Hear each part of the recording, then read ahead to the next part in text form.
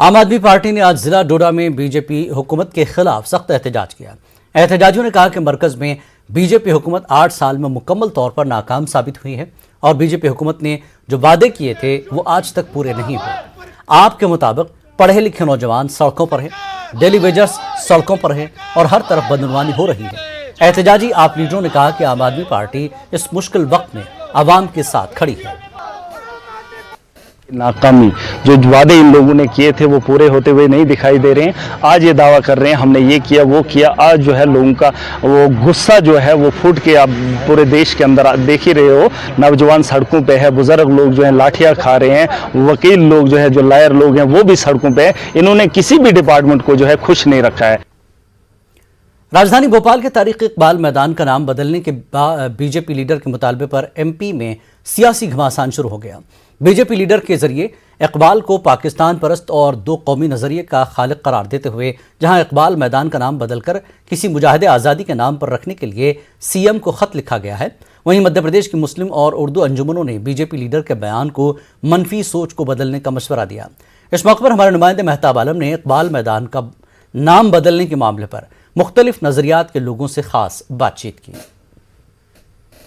सारे जहां से अच्छा हिंदुस्तान हमारा के खालिक अल्लामा इकबाल के नाम पर भोपाल में इकबाल मैदान है, लेकिन अब इसका नाम बदलने की बातें होने लगी हैं।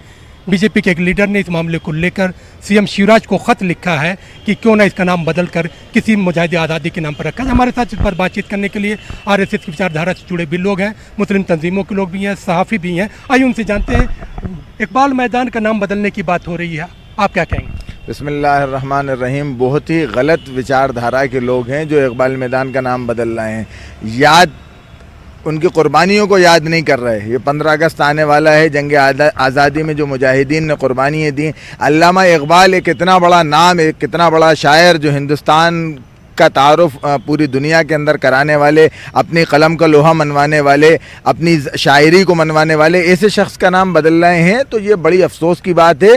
अल्लामा इकबाल तो ऐसे शायर थे कि जिन्होंने लिखा है कि है राम के वजूद पे हिंदुस्तान को नाज, है राम के वजूद पे हिंदुस्तान को नाज, अहले नज़र समझते हैं इसको इमाम हिंद। तो ये इस विचारधारा के इंसान को आप क्या कहेंगे? तो इनमें कोई ऐसी फ़िरका परस्ती ऐसी कोई चीज़ इनमें नज़र आती नहीं है। और एक साहित्यकार है, साहित्यकार सबका होता है। अच्छा, फिर भारत में जहाँ पर जो है राम राज की बात चल रही है, राम को लेकर इतने काम हो रहे हैं और जो शायर जो है बात कह रहा है कि है राम के वजूद पे हिंदुस्तान को नाज, जैसा कि जावेद साहब ने कहा, आप जो है किसके बारे में क्या कहना चाहेंगे? ये कहा जाता है कि आप जिस विचारधारा से जुड़े हुए हैं वो लोग इकबाल को पसंद नहीं करते।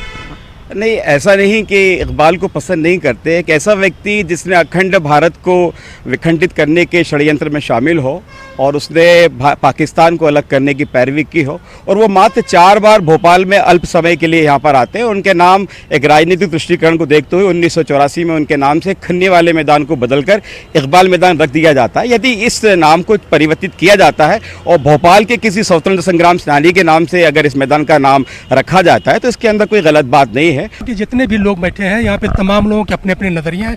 कुछ लोग ये चाहते हैं कि इकबाल के नाम से जो भोपाल में इकबाल मैदान का नाम है वो कायम रहना चाहिए और इकबाल की जो शायरी, उनकी जो अजमत है उसको बरकरार रखना चाहिए। वहीं पर दूसरे नज़रिए के जो लोग हैं उनका मानना है कि इकबाल जो है टू नेशन थ्योरी के जनक थे और ऐसे शख्स के नाम पर भोपाल में कोई ग्राउंड नहीं होना चाहिए, बल्कि किसी और मुजाहिदे आज़ादी के नाम पर होना चाहिए। कैमरामैन किलान सिंह के साथ मेहताब आलम, न्यूज़ 18 उर्दू, भोपाल।